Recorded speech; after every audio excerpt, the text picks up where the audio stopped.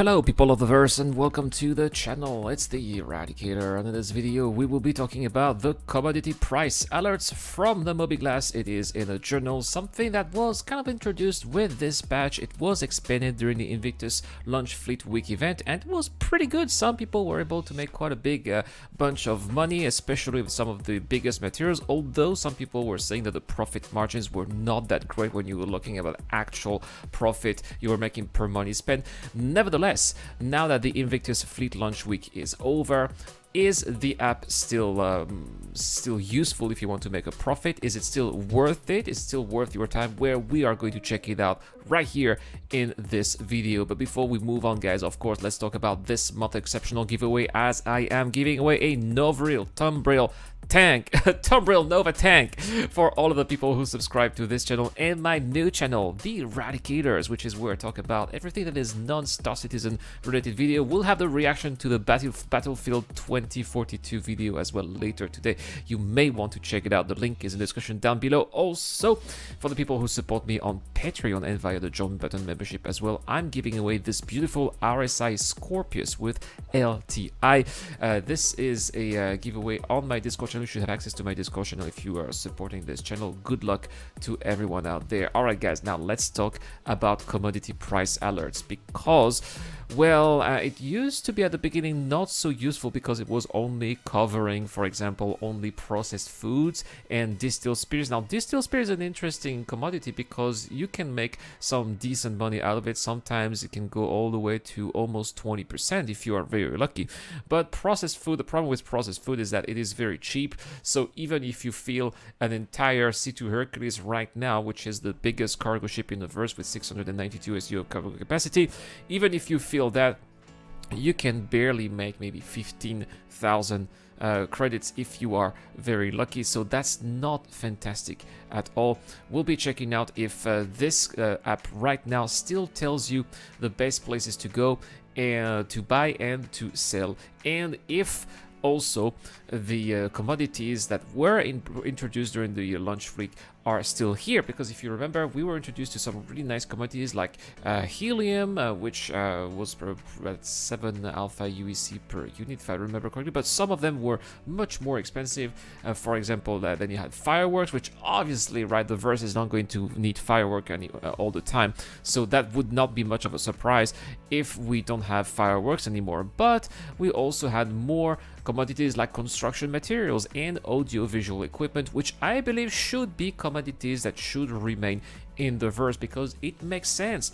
There are some plans, for example, ArcCorp is a place where they're always continuously building and destroying and rebuilding new factories and areas. So I would imagine that ArcCorp would be a place where construction materials would be in demand all the time. New Babbage is also a relatively new place in the verse too, where, you know, there will be probably some expansion, and so construction material would probably also be on demand, so that, you know, in lore, the various corporations that have set foot at New Babbage would eventually expand. So it makes sense to have these commodities. Same with audio-visual equipment. You probably think that RCorp and maybe Lorville would need some security cameras, for example, mainly because, well, they want to secure their production areas for RCorp, and they want to make sure that their workers are working the way they should be working at Lorville. But unfortunately, I am very sad to report that none of these new commodities introduced during the Fleet Launch event have survived. They are all gone, and I think it is a shame because it really brought a lot of interest back into cargo trading. A lot of people went back to cargo trading, made some really nice, decent profit during the event trading those commodities, and it just made sense that they were introduced. It just doesn't make sense that we're not keeping them. I'm not saying that we should keep all of them. Fireworks, maybe not, but why not construction materials and audiovisual equipment? To me, this does not make any sense, and this leaves us only, unfortunately, back with how we were before the event with processed food and distilled spirits.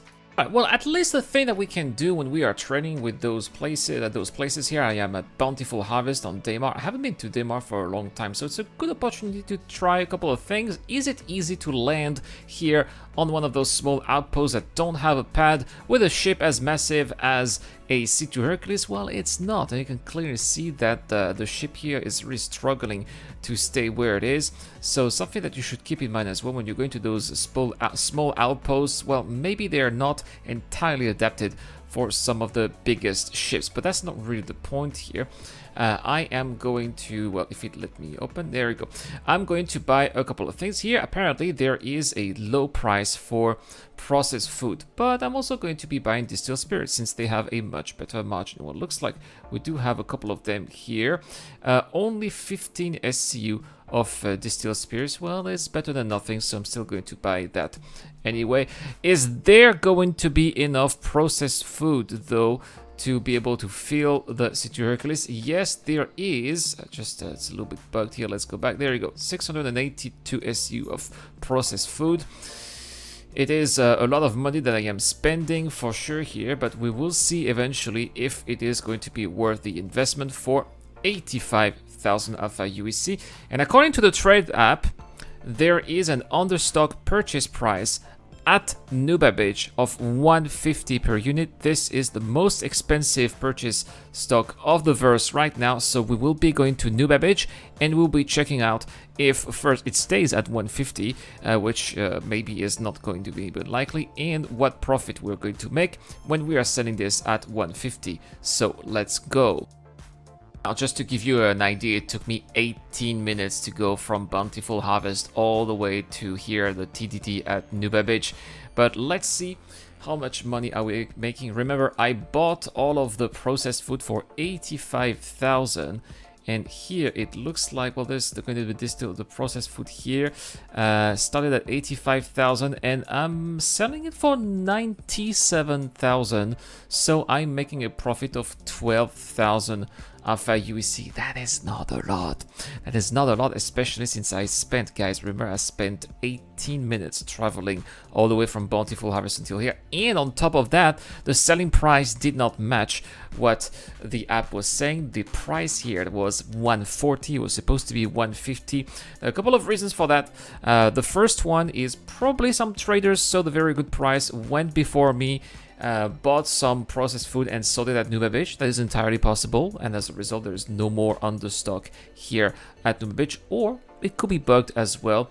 It wouldn't be the first time we would encounter a bug here in Star Citizen. Anyway, is it interesting? Is it profitable right now? I would say that if you have some time to waste, probably, but as far as I'm concerned, this is not something I'll do again. I hope you enjoyed this video. This has been the Eradicator. I'll see you guys later. This video is brought to you by the people who support this channel on Patreon and via the join button as well. Supporters of the channel get access to lots of cool perks such as access to my private Discord, your question answered in the show, you get to know when I'm going to play, and also you get to have a chance to influence the editorial line of the channel. Any help is appreciated, starts at just $1 a month. Thank you very much for watching. This is the Eradicator, and I'll see you guys later.